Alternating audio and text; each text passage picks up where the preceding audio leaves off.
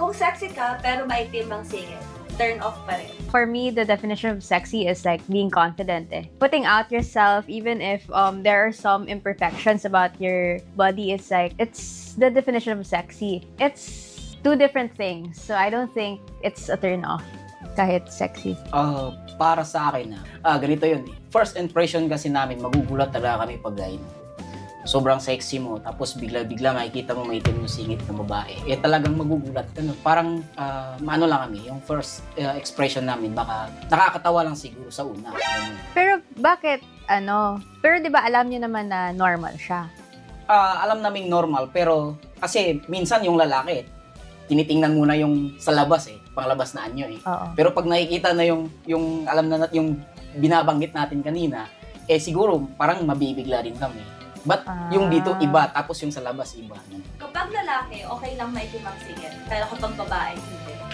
So funny. Feeling ko funny and true. Na double standard talaga. Kapag lalaki, laging okay lang yan. Kahit anong gawin yan sa katawan nila, parang, di, okay lang yan. Wala naman papansin nito eh. Basta may abs. I think sa lalaki, okay na siya. Pero pag sa babae, kahit na gaano ka ka-sexy, parang kanina lang. Kung maitim ang singit mo, sobrang parang nakaka-bother para sa kanila yon. Syempre, kasi kami lalaki. Kung anong meron sa katawan namin, yun na yun. Iba kasi kami sa babae. Pag, for example, ako, di naman ako gaano kaputi, okay lang sa akin. Pero pag babae, pag nakita na ano siya na, mas maputi pa yung kaibigan niya kaysa sa kanya, parang nai-insecure siya. So kami, pag lalaki, okay lang na gano'n yung singit namin. Importante, anong tawag dito, pag may muscle ka, gwapo ka na.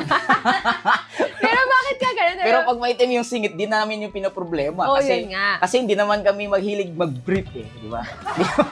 Nagbaboxer naman kami, di naman yung nakikita Pag babae, nagbibikini sa beach So, ayun, pag sa amin, wala problema.